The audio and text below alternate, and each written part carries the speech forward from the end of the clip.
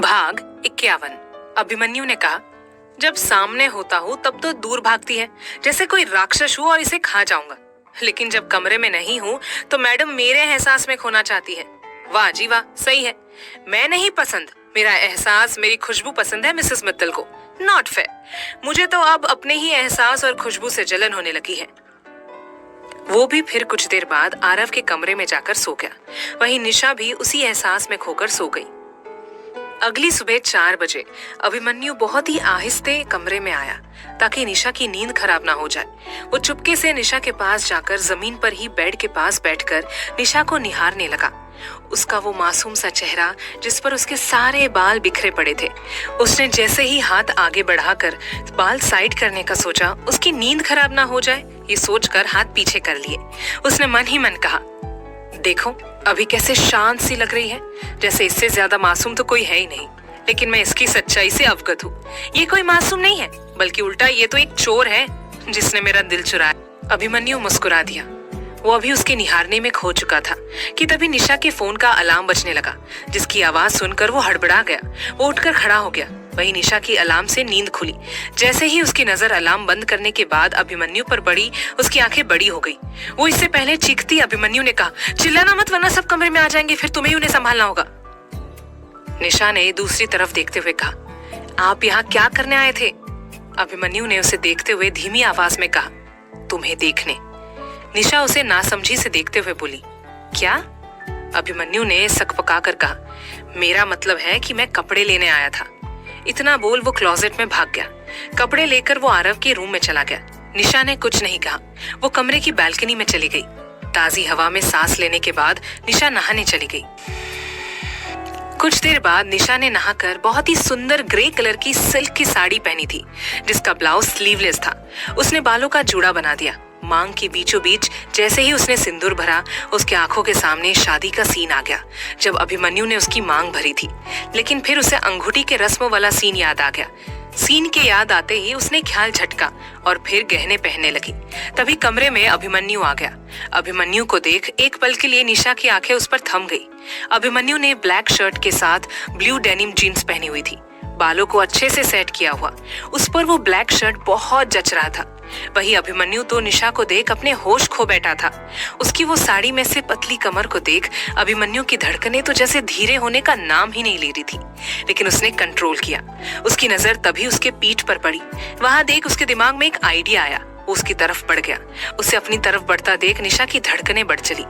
अभिमन्यु बिल्कुल उसके पीछे खड़ा था, लेकिन उसने उसे छुआ भी नहीं, बल्कि वो छूना चाहता था लेकिन खुद पर कंट्रोल कर रखा था। अभिमन्यु ने अपने हाथ बढ़ाकर ब्लाउज की डोरी पकड़ ली। इसका एहसास होते ही निशा ने आंखें बंद कर ली। वो भूल गई थी अपनी डोरी बंद करना। अब उसे बहुत शर्म आ रही थी अभिमन्यु का सामना करने में। वही अभिमन्यु ने उसकी डोरियां बांध दी, लेकिन इस बात का ध्यान रखकर कि उसकी उंगलियां उसकी पीठ को न छुए। डोरियां बांधने के बाद उसने अपना चेहरा निशा की गर्दन के पास किया। अभिमन्यु की सांसें अपनी गर्दन पर पाते ही निशा ने अपना पल्लू अपनी मुट्ठी में बांध लिया। उसे लगा कि वो उसे किस करने वाला है, लेकिन ये क्या, उसे अब अभिमन्यु की सांसों का एहसास ही नहीं हुआ। उसने झट से आंखें खोली तो अभिमन्यु उसे 4 कदम पीछे खड़ा होकर उसे देख रहा था। वो उसकी तरफ पलटी तो अभिमन्यु ने कहा, तुम्हें हाथ से ना छूने का वादा किया है, सांसों से छूने का नहीं। वैसे यकीन मानो, हाथ से छूने से बेहतर है तुम्हें सांसों से छूना। निशा कुछ नहीं बोली। अभिमन्यु ने फिर कहा, नीचे चलो, सब इंतजार कर रहे हैं। निशा और अभिमन्यु नीचे गए। नीचे सब उन्हीं का इंतजार कर रहे थे। निशा ने नीचे आते ही सभी के पैर छुए। सुहानी जी ने फिर उसे पूजा की थाल दी और कहा, मंदिर में जाकर ये पंडित जी को दे देना। बाकी गरीबों में बांटने का सामान मैंने गाड़ी में रखवा दिया है। जल्दी से होकर आना, फिर तुम्हारी रसोई की रस्म होगी। निशा ने सिर हिला दिया। अभिमन्यु और निशा फिर कुलदेवता के मंदिर के लिए रवाना हो गए। इधर गाड़ी में निशा ने थाल अपने हाथों में पकड़ी हुई थी। उसने सीट बेल्ट नहीं लगाई थी। ये देख जैसे ही वो आगे हाईवे पर पहुंचे, अभिमन्यु ने गाड़ी रोक दी। वो उसकी तरफ झुका और फिर उसने उसकी सीट बेल्ट लगाई। उसे अपने इतना करीब देखकर निशा की धड़कनें रुक गई, लेकिन अभिमन्यु बिना कुछ बोले अपनी सीट पर सीधे होकर बैठ गया और गाड़ी स्टार्ट कर दी। उसका चेहरा भावहीन था। निशा को वो ऐसे इस तरह अच्छा नहीं लग रहा था। उसे कल रात के बाद की भी गिल्ट हो रही थी। उसने बड़ी ही हिम्मत करके कहा, मिस्टर मित्तल। अभिमन्यु ने सामने देखते हुए कहा, निशा ने नजरें झुकाकर कहा, I am sorry mister Mittal, वो कल रात मुझे कह देना चाहिए था। आई एम सॉरी कि मैंने आपको जज किया, लेकिन आप भी तो देखिए ना कि आपकी हरकतें कैसी है। अभिमन्यु के होठों पर मुस्कान आ गई। अभिमन्यु ने मुस्कुराकर कहा, कैसी है मेरी हरकतें, जरा बताना मिसेस मित्तल। निशा ने आंखें बड़ी करके कहा, मिसेस मित्तल? अभिमन्यु ने उसे गहरी नजरों से देखते हुए कहा, मिस्टर मित्तल की अगर पत्नी बनी हो तो मिसेस मित्तल ही हुई ना? निशा ने कहा, लेकिन सिर्फ 2 महीनों के लिए। अभिमन्यु को ये बात दिल पर चुभ गई, लेकिन निशा ने बहुत ही कैजुअली ये बात कही थी। आप एक काम करिए, आप ना मुझे निशा ही बोल लीजिए। अभिमन्यु ने आंखें सामने की तरफ करते हुए कहा, नहीं, मेरा मुंह है, मैं तुम्हें मिसेस मित्तल ही कहूंगा। अब ये तुम्हारे कान पर है कि तुम्हें सुनना है या कान बंद करने हैं। तुमने अभी तक मेरे सवाल का जवाब नहीं दिया। और कैसी हरकतें हैं मेरी? उसने सवाल पर जोर देकर पूछा। निशा ने उसकी तरफ मुड़कर कहा, बिल्कुल बिल्कुल बिल्कुल। बिल्कुल के आगे वो कुछ बोल ही नहीं पाई, तो अभिमन्यु ने कहा, बिल्कुल क्या, आगे भी तो कहो।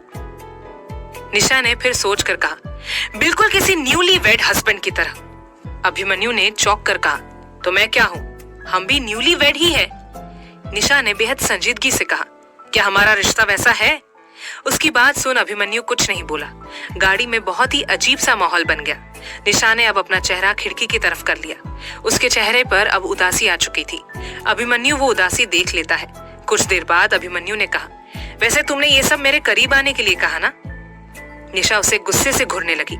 उसकी घूरती नजर अपने पर महसूस कर वो बोला, नहीं, मेरे कहने का वो मतलब नहीं है। मेरा मतलब था कि जिसकी तुम्हें उपस्थिति नहीं पसंद, उसका तुम्हें एहसास पसंद है। उसकी बात सुन निशा उसे हैरानी से देखने लगी। अभिमन्यु ने मुस्कुराकर कहा, ऐसे क्या देख रही हो? कमरे में आया तो देखा कि कैसे मेरे पिलो से लिपटी पड़ी थी और मेरे कंबल को ऐसे लपेटा हुआ था जैसे मेरे एहसास मेरी खुशबू में खो जाना चाहती हो। निशा को अब शर्म आने लगी थी। उसने अपना चेहरा खिड़की की तरफ करते हुए कहा, ऐसा नहीं है। अभिमन्यु ने कहा, तो कैसा है? निशा ने खींच कर कहा, ऐसा वैसा कुछ भी नहीं है, वो बस मैं ऐसे ही सोती हूँ। आपको गलतफहमी हो गई होगी कि आपके एहसास आपकी खुशबू में खोना चाहती हूँ। उसकी बात सुन अभिमन्यु ने उसकी तरफ गहरी नजरों से देखते हुए कहा, इसका मतलब है तुम्हें मेरी खुशबू, मेरा एहसास पसंद नहीं? उसकी बात सुन निशा सकपका गई। निशा ने नजरें चुराते हुए कहा, ऐसा भी नहीं है। अभिमन्यु ने अब सामने देखते हुए मुस्कुराकर कहा, तो कैसा है मिसेस मित्तल? निशा ने उनकी तरफ देखते हुए कहा, ऐसा है कि नहीं पसंद मुझे आपकी खुशबू और एहसास। अभिमन्यु ने उसकी आंखों में देखते हुए कहा, लेकिन आपकी आंखें आपकी जुबान से मेल नहीं खा रही है। निशा कुछ नहीं बोली, वो बस उसकी आंखों में खोने लगी। तभी उसने नजरें हटाकर कहा, सामने देखिए, हमें जाना है भगवान के ही पास, लेकिन मंदिर, ना कि ऊपर। अभिमन्यु ने कहा, 5 बजे कितनी ही गाड़ियां होंगी मिसेस मित्तल? निशा कुछ नहीं बोली। इसके आगे अब अभिमन्यु भी कुछ नहीं बोला। अभिमन्यु की उस बात पर निशा की सोच अटक चुकी थी। 1 घंटे बाद दोनों मंदिर पहुंच गए। कहानी आगे क्या मोड़ लेगी, जानने के लिए सुनिए अगला एपिसोड, सिर्फ प्रतिलिपि FM पर।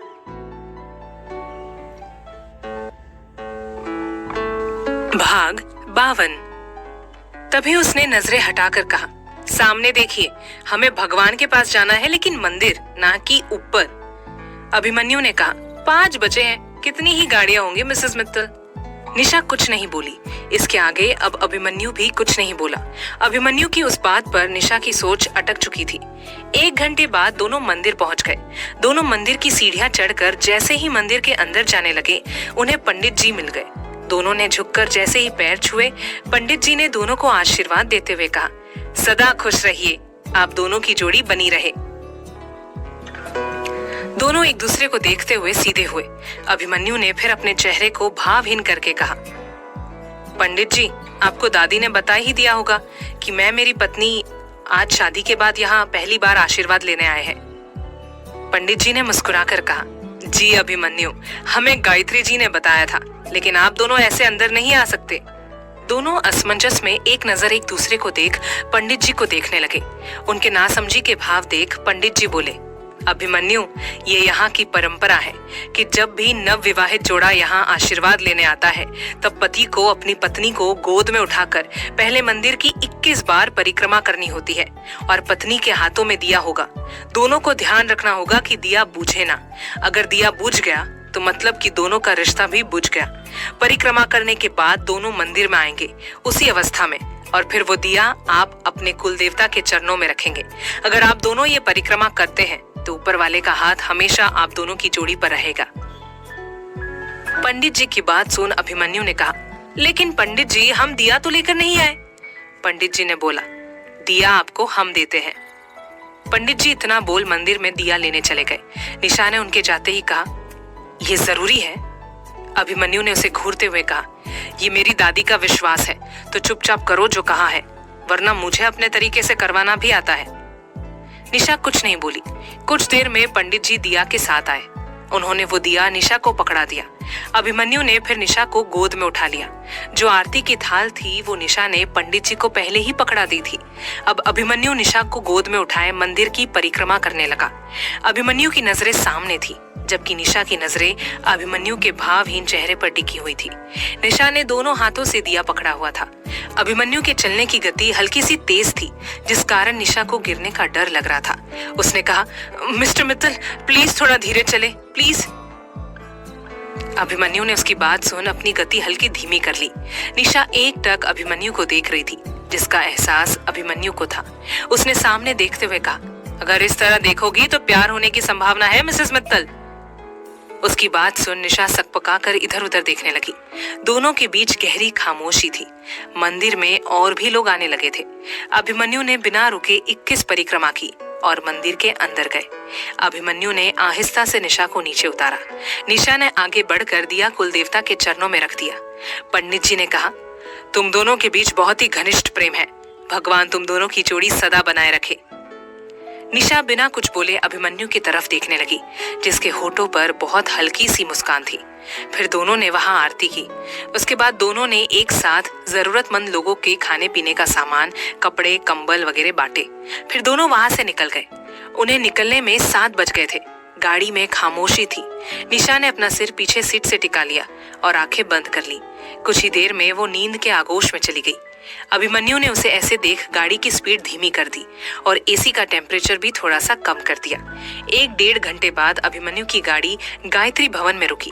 उसने वहां पहुंचकर अब निशा की तरफ नजर घुमा दी तो पाया कि निशा अभी भी सो रही है। अभिमन्यु ने गहरी सांस ली और कहा, मिसेस मित्तल उठिए। पर निशा नहीं उठी। ये देख अभिमन्यु के दिमाग में एक आइडिया आया। वो उसके करीब गया। उसने उसके कान के पास अपनी सांसें छोड़ते हुए कहा, मिसेस मित्तल उठिए, वरना आई विल किस यू। इतना बोल उसने उसके गर्दन पर फूंक मार दी, लेकिन इस बीच उसने जरा भी निशा को छुआ नहीं। वही ये सब सुन निशा की आंखें झट से खुल गई। अभिमन्यु तब तक पीछे हट चुका था। निशा उसे घूरने लगी तो अभिमन्यु ने उसे उतरने का इशारा किया। निशा उतरकर पैर पटकते हुए चली गई। अभिमन्यु उसे पीछे से जाता देख मुस्कुरा दिया और बुदबुदाया, पागल। अभिमन्यु भी फिर गाड़ी पार्क करके गाड़ी में से प्रसाद निकालकर अंदर आ गया। अंदर जाकर उसने सभी को प्रसाद दिया। सुहानी जी ने फिर निशा से कहा, निशा चलो अब तुम्हारी पहली रसोई की रस्म शुरू करते हैं। वो फिर उसे लेकर किचन में चली गई। सुहानी जी ने कहा, तुम्हें किसी भी चीज की जरूरत हो तो मुझे बताना। निशा ने सिर हिला दिया। सुहानी जी फिर बाहर चली गई। निशा ने आलू पूरी और खीर बनाने का सोचा। उसने नौकरों से सारा सामान अपने सामने निकलवा लिया। वो फिर आलू पूरी बनाने में व्यस्त हो गई। तभी किचन में शिखा आ गई। शिखा ने स्लैब पर बैठते हुए कहा, और नई नवेली दुल्हनिया कैसे है आपके हाल। निशा ने उसे आंखें दिखाई तो शिखा ने अपनी बत्ती से चमका दी। निशा बस मुस्कुरा दी। शिखा ने फिर कहा, अच्छा मेरी बात सुन। निशा ने उसे कहने का इशारा किया। शिखा ने कहा, मैं तेरे कंपनी वाले घर में रहूं। निशा ने कहा, ये भी कोई कहने की बात है, बेझिझक होकर रहे मेरी जान। शिखा मुस्कुरा दी। शिखा ने कहा, नी अब क्या तू अपने असली परिवार वालों को ढूंढना बंद कर देगी। निशा ने कहा, नहीं शी, जो वो पेंटिंग के नीचे सिग्नेचर है उनका एक बार अगर पता लग जाए ना तो बात बन जाए। शिखा ने सिर हिला दिया।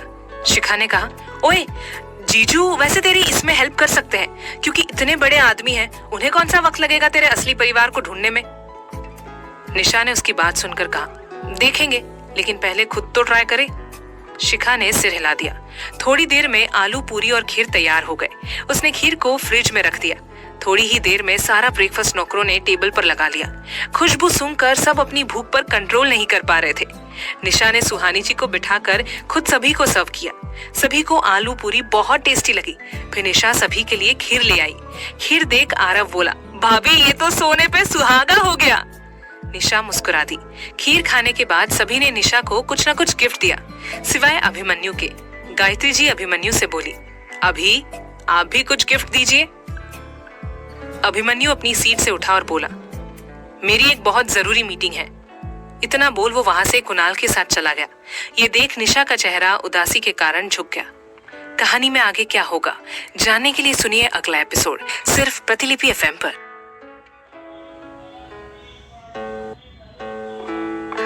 भाग 53।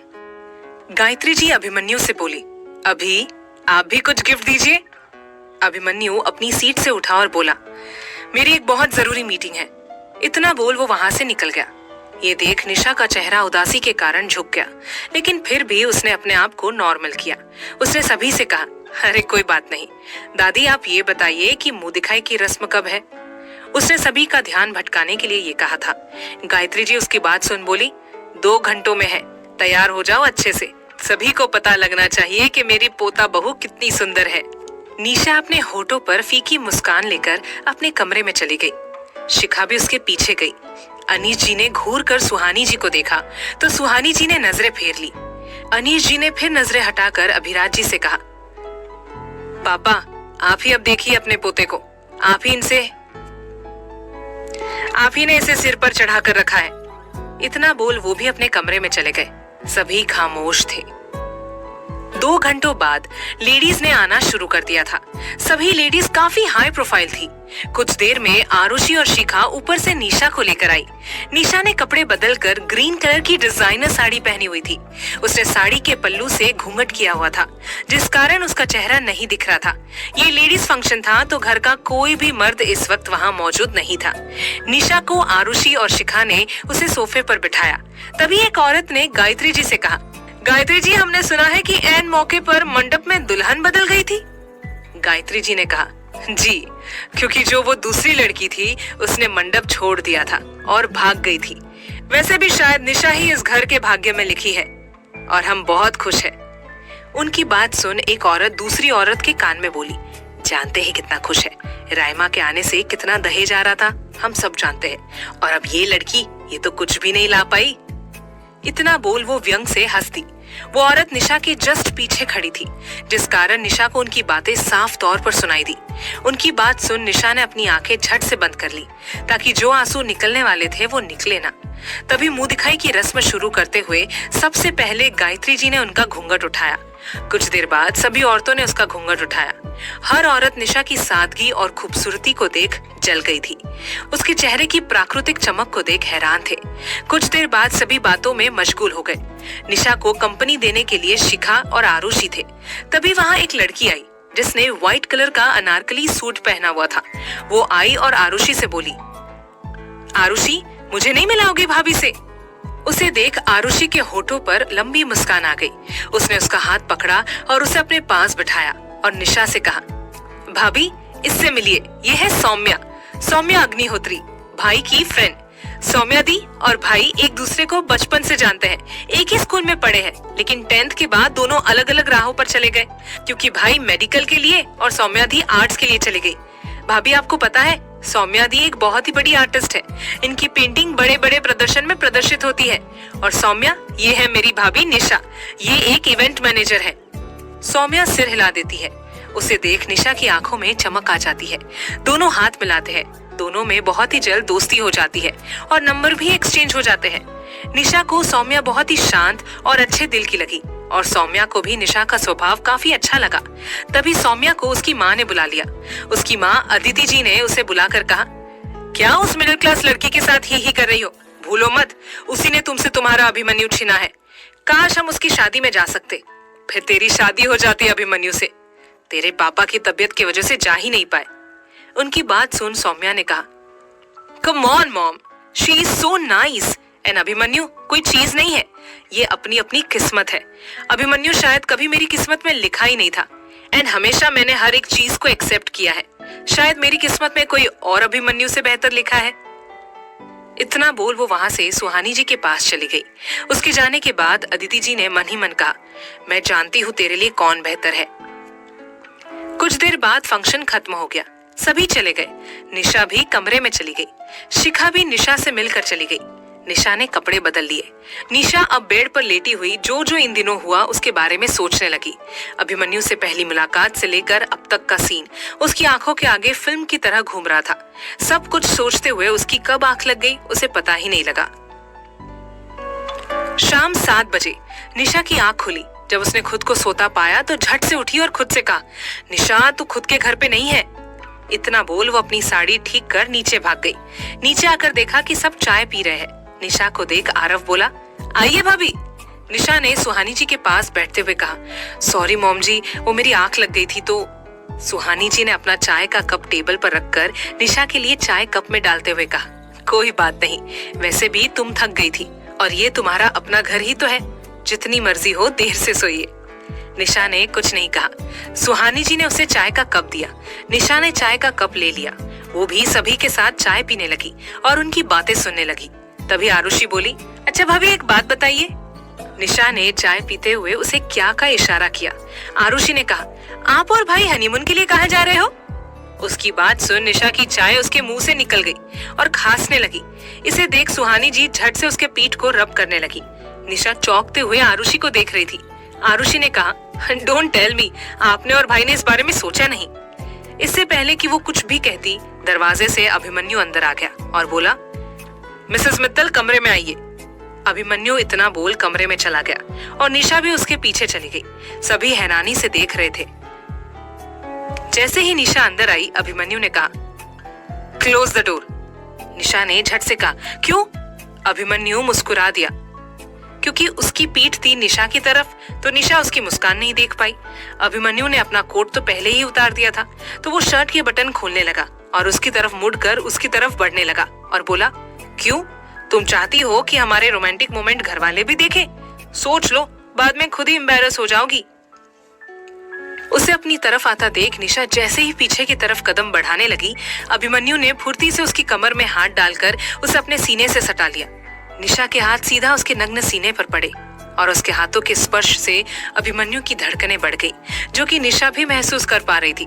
अभिमन्यु ने उसकी जुल्फों को कानों के पीछे करते हुए उसके चेहरे पर फूंक मारी। निशा ने झट से आंखें बंद कर ली और कहा, मिस्टर मित्तल दरवाजा खुला है। अभिमन्यु ने उसे देखते हुए धीमी आवाज में कहा, मैंने तो कहा था तुम्हें दरवाजा बंद करने को, तुम्ही ने नहीं किया। It's not my fault. इतना बोल उसने उसकी नाक खींच दी। निशा ने कसमसाते हुए नजरें झुकाकर कहा, ठीक है, अब तो दरवाजा बंद कर लीजिए। अभिमन्यु ने मुस्कुरा दिया। उसने उसे अपनी बाहों से आजाद कर दिया। निशा ने दरवाजा बंद किया लेकिन खुद ही पछता रही थी। उसने खुद से मन ही मन कहा, ये क्या किया निशा? इससे तो तू उन्हें खुद ही इनवाइट कर रही है। ओ गॉड, ये क्या हो गया मुझसे? अब क्या करूं? तभी अभिमन्यु ने कहा, वही खड़ी रहोगी? उसकी आवाज सुन वो झट से उसकी तरफ मुड़ी लेकिन फिर वापस उसकी तरफ पीठ कर ली और बोली, मिस्टर मित्तल शर्ट पहनिए। अभिमन्यु ने अब अपनी शर्ट उतार दी थी। उसकी बॉडी पर अब सिर्फ ब्लू पैंट थी। अभिमन्यु ने मुस्कुराकर कहा, तुम्हारा ही पति हूँ मिसेस मित्तल, तो किस बात की शर्म? और वैसे भी आज से तो हमें एक ही कमरे में एक ही बेड पर सोना है। उसकी बात सुन निशा के कान लाल हो गए। अभिमन्यु ने आगे बढ़कर निशा को उसकी बाहों से पकड़कर अपनी तरफ घुमाया तो निशा ने अपनी आंखें बंद कर सिर झुका लिया। अभिमन्यु ने उसका चेहरा उठाया। उसका चेहरा इस वक्त सुर्ख लाल था शर्म के कारण। अभिमन्यु ने मुस्कुराकर कहा, आई लव दिस फेस। ये बोल उसने उसका माथा चूम लिया। उसके होठों के स्पर्श से निशा को जैसे सुकून मिल गया। उसकी धड़कनें बढ़ गई। उसे इस वक्त कैसा एहसास हो रहा था, इस बात का एहसास उसे खुद को भी नहीं पता। वो बस ये जानती थी कि उसे सुकून मिला है। उसके चेहरे पर सुकून के भाव देख अभिमन्यु के चेहरे पर भी सुकून उतर आया। वो फिर उससे दूर हुआ और अपने बैग से पेपर्स निकाले और फिर निशा से कहा, अपनी आंखें खोलिए मिसेस मित्तल। निशा ने नाम में सिर हिला दिया। अभिमन्यु ने कहा, अगर आंखें नहीं खोलोगी ना तो मैं पूरी तरह से वस्त्रहीन हो जाऊंगा और फिर मजबूर कर दूंगा तुम्हें आंखें खोलने को। उसकी बात सुन निशा झट से आंखें खोल देती है लेकिन फिर नजरें झुका लेती है। अभिमन्यु मुस्कुरा देता है। वो उसकी तरफ वो पेपर्स बढ़ा देता है। पेपर्स देख वो असमंजस में अभिमन्यु को देखती है तो अभिमन्यु ने कहा, तुम्हारे पहली रसोई का नेक। निशा ये सुन वो पेपर्स लेती है। वो किसी चीज का फॉर्म होता है। निशा ने जब ध्यान से फॉर्म देखा तो उसकी आंखों में आंसू आ गए। निशा ने उस फॉर्म को आंसुओं से भरी आंखों से देखकर अभिमन्यु को देखते हुए कहा, थैंक यू। इतना बोल वो उसके गले लग गई। अभिमन्यु ने इस चीज की उम्मीद भी नहीं की थी और उसके अचानक गले लगने से वो संभल ही नहीं पाया और वो दोनों सीधा बेड पर गिर गए। आखिर कहानी में क्या होगा आगे, जानने के लिए सुनिए अगला एपिसोड सिर्फ प्रतिलिपि एफएम पर।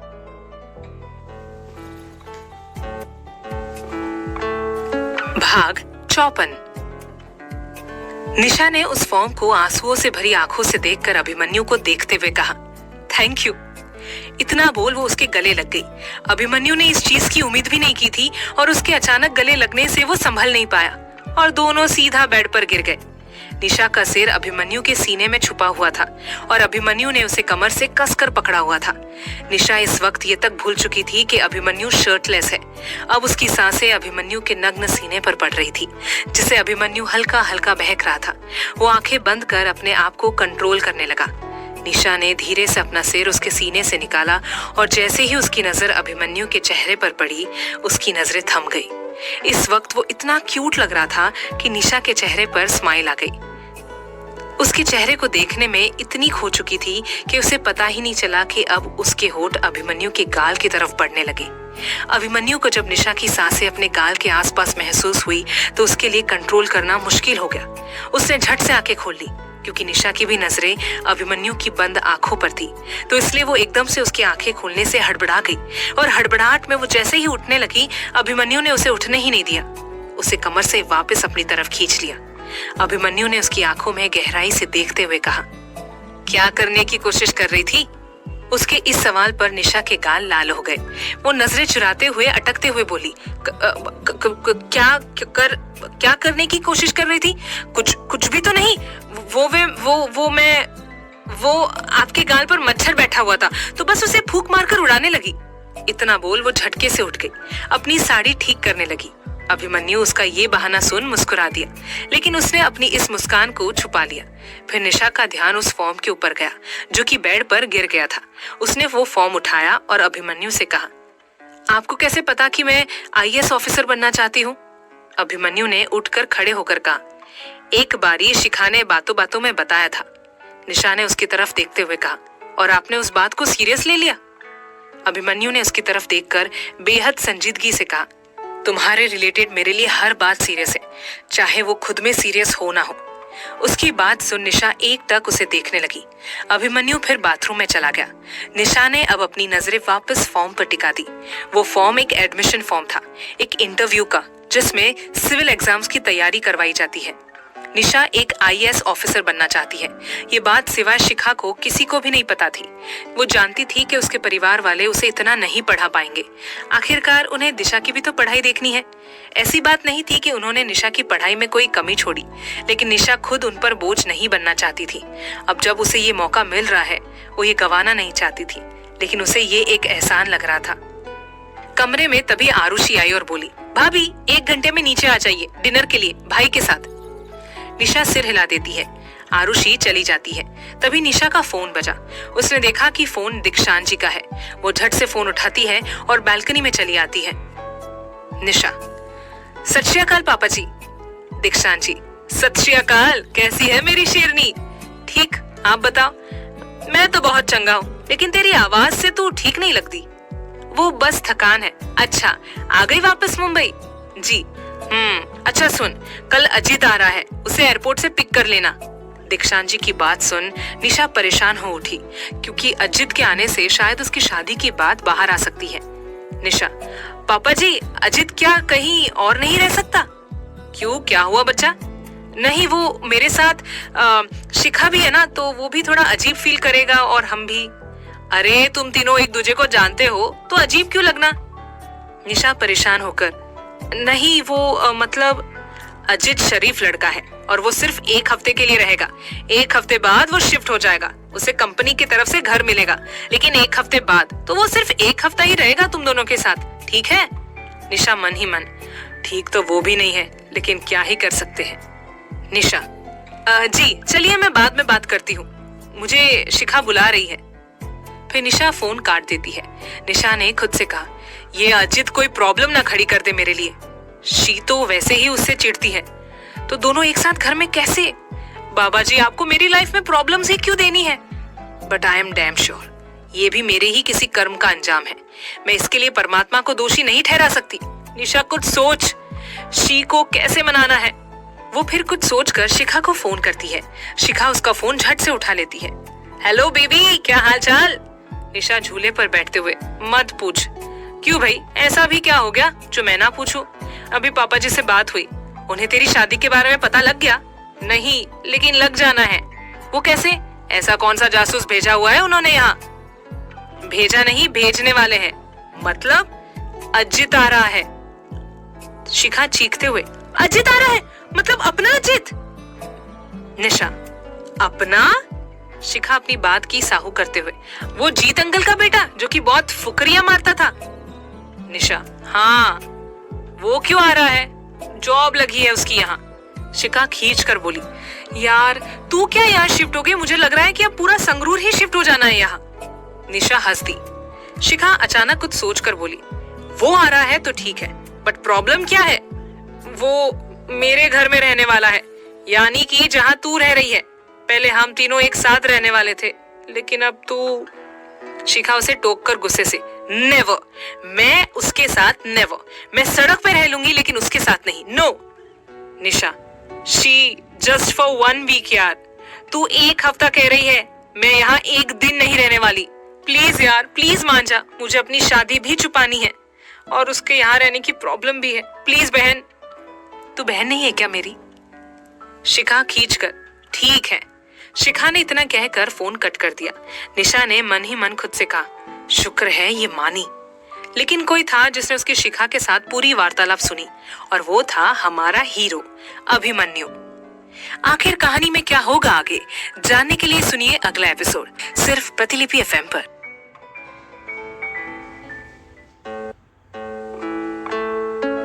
भाग 55।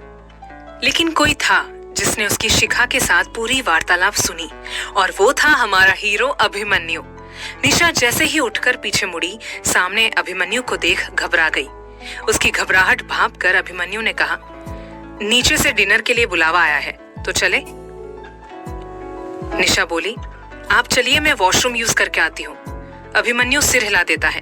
निशा सीधा वॉशरूम में जाती है और एक लंबी सांस लेकर बोली, शुक्र है इन्होंने कुछ सुना नहीं, वरना अभी मेरी लंका लग जानी थी। वो अपने चेहरे पर छींटे मारती है।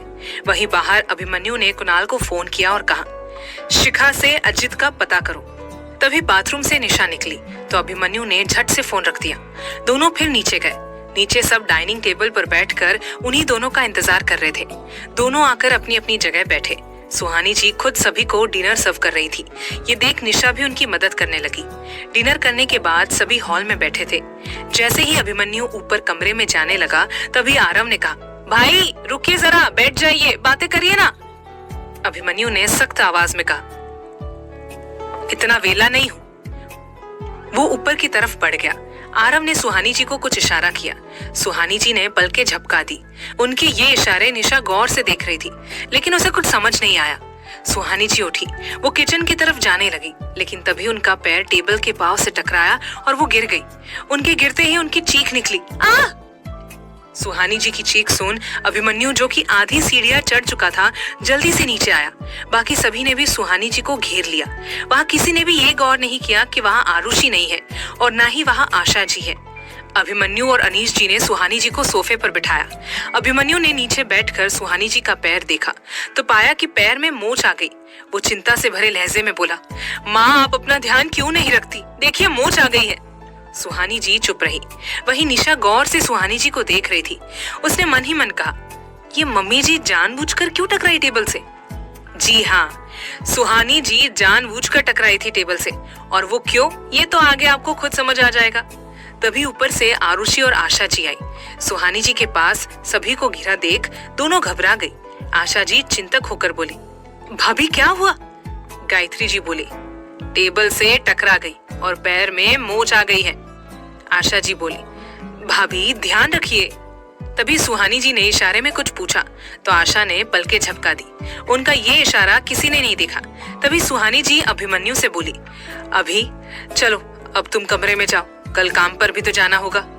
अभिमन्यु ने कहा, माँ आपको यहाँ मोच आई हुई है। सुहानी जी उसे टोक कर खींच कर बोली, मेरे पैर पर स्प्रे तुम्हारे पापा कर देंगे, अब तुम निशा के साथ जाओ, तुम्हें कसम है निशा को लेकर कमरे में जाओ।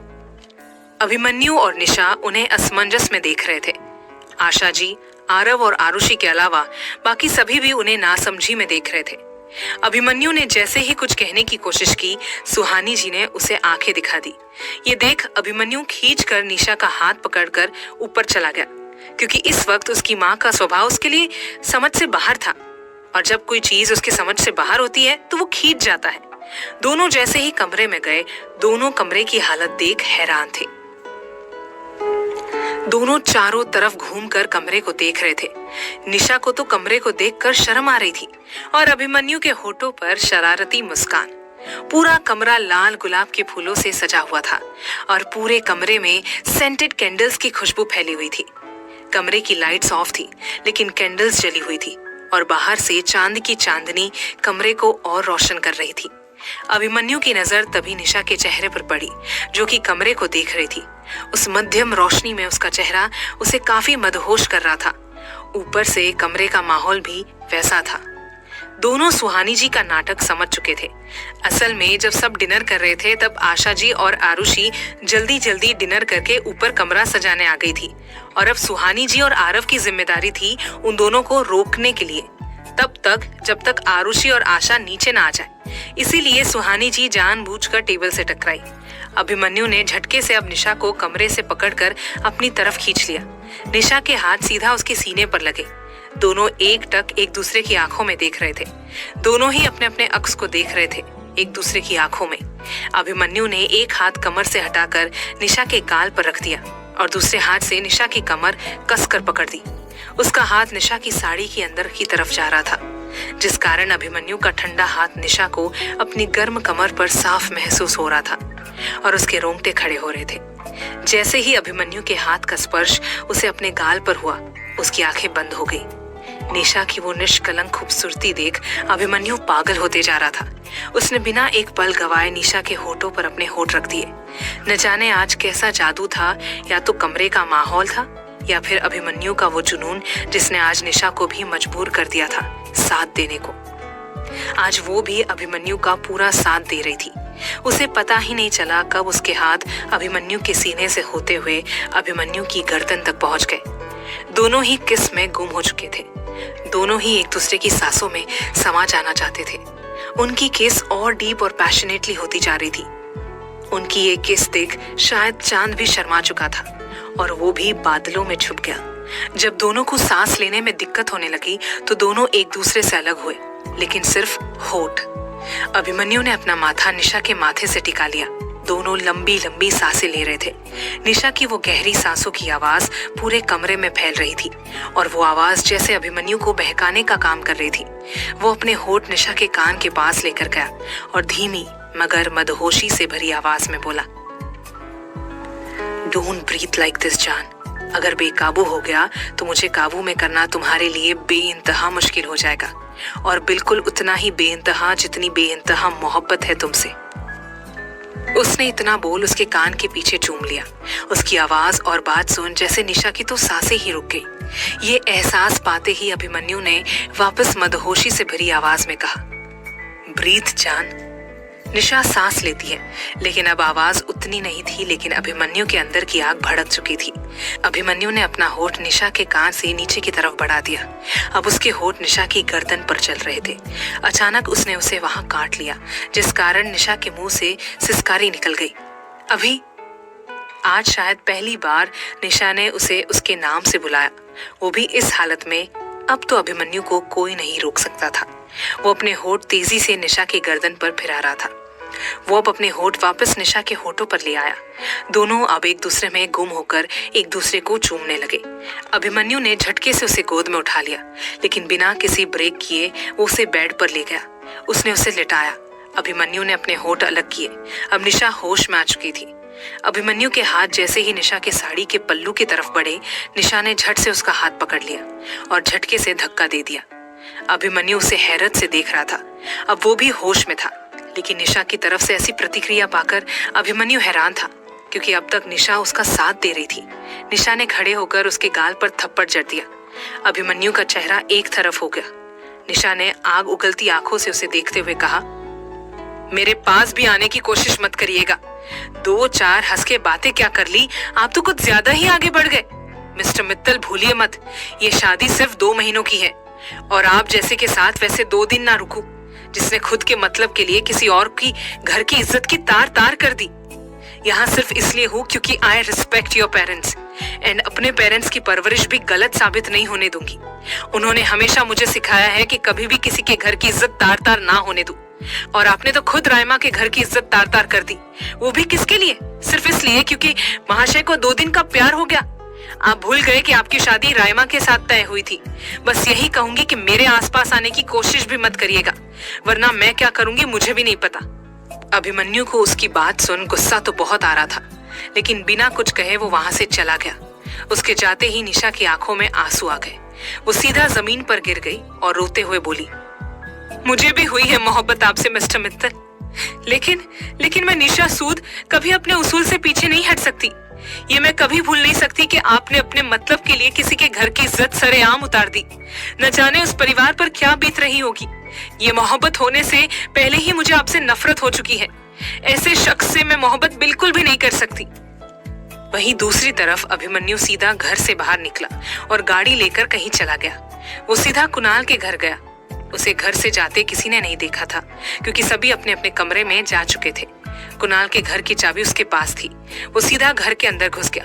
कुणाल भी जस्ट दरवाजा खोलने लगा। अभिमन्यु को वहां देख वो भी उस हालत में, क्योंकि अभिमन्यु की आंखें लाल थी। ड्राइव करते वक्त उसकी आंखों से आंसू निकल रहे थे। निशा की आंखों में अपने लिए नफरत देख वो टूट चुका था। अभिमन्यु ने झट से कुणाल को गले लगा लिया और तेज तेज रोने लगा। कुणाल को कुछ समझ नहीं आया, लेकिन वो उसे संभालने लगा। यहाँ अभिमन्यु रो रहा था और वहां निशा। कुणाल ने उसकी पीठ पर हाथ फेरते हुए कहा, क्या हुआ है अभी? मैं तो खुद तेरे यहाँ आ रहा था तुझे ये बताने कि रायमा को भगाने वाले का पता चल चुका है। उसकी बात सुन अभिमन्यु झट से उससे अलग हुआ। अभिमन्यु ने अपनी आग उगलती आंखों से कहा, कौन है वो? कौन है जिसके हिस्से की नफरत मुझे सहनी पड़ रही है? कौन है वो? कुणाल ने एक पल उसकी आंखों में देखा और फिर कहा, तेरा दुश्मन, one and only Parth Singh Oberoi. आखिर क्या होगा कहानी में आगे जानने के लिए सुनिए अगला एपिसोड सिर्फ प्रतिलिपि FM पर।